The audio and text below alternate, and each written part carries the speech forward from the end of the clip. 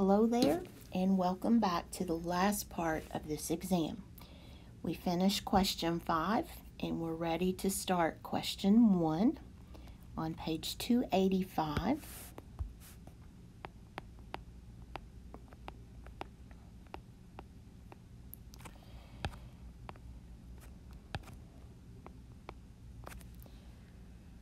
This is to read each problem and complete the task. The table shows distances in miles between cities. Copy the table and fill in the blank cells.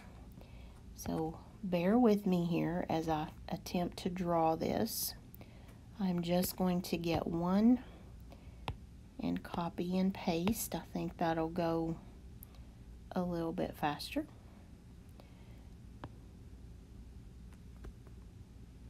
We have a table that has 4 rows if you include the header. So I want to make 4 rows.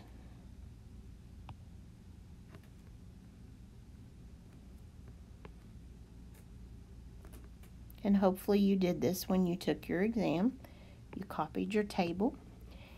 And then we have 4 columns. So I'm going to make, whoops, I need the pen. And I can already tell you that I maybe have not made this big enough. So let's try again there. 1, 2, 3, 4, 5, 6, 7, 8, 9, 10, 11, 12. I have avoided the things that we've had to draw for this reason because it takes so long. But this one I did want to go over with you because it actually has some things that we need to do. So let me take out this so that mine looks a little more like theirs. And that's pretty close. I could have done a better job, but bear with me here. So we have this town called Wharton, Essex, and Gardner.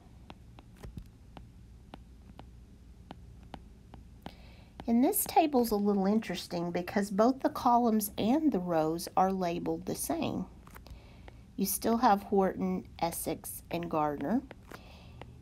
And that's a little unusual. Usually you're going to have different labels on those two things, but oh well. And they tell me that from Essex to Wharton is 6 miles. From Gardner to Essex is 12 miles. And from Gardner to Wharton is 5 miles. Okay. And they want us to fill in the blank cells. Well, here's something first of all that you need to realize. If you're talking about the same town, Wharton and Wharton, there is no difference. There's no distance because it is the same place. So Wharton to Wharton is 0. Essex to Essex would be 0. And Gardner to Gardner would be 0. So those zeros are telling me that it's the same town that we're looking at. So what I want to do first is look at the distance between Wharton and Essex. That's what's going to go right in there. Wharton and Essex.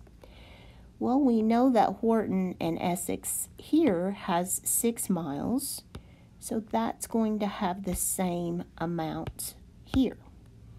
It's the same distance.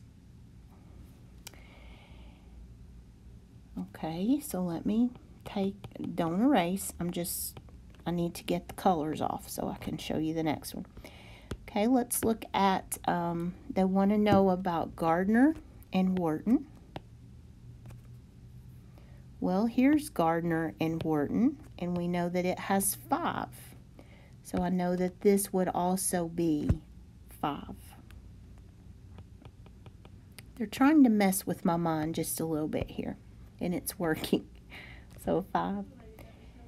Okay, the last one is Gardner to Essex. That's what needs to go there. Well, I know Gardner and Essex here is 12, so that same data will fit right there. So they wanted me to just fill in the missing information.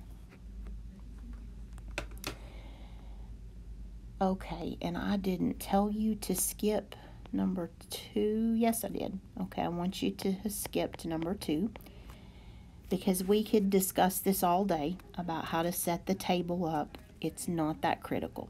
So let's skip that one. Number 3,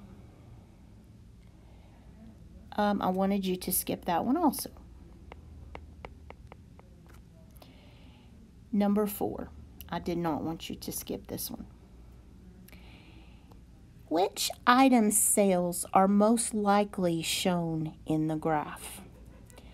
So we're looking at 6 months, May through October, and we're looking at sales in thousands of dollars. And we're trying to figure out what we're selling. So here's the pattern. In May, whatever it was, I sold 2,000 of them. And this is not thousands of dollars. This is items, I'm assuming. I'm not sure, but let's assume items. Okay, in June, I sold about 5,500. July, I sold about 6,500. August was the peak, that's the max, was 7,000. And in September, it dropped way down to 3,000. And then October, we went all the way down to 1,000. So the peak sales were right in here. Now, I have a little bit of a problem with this question because they didn't tell me which hemisphere we're in. If we're above the equator or below the equator. It doesn't tell me the geographical area, which could be very important. But we'll go with this here.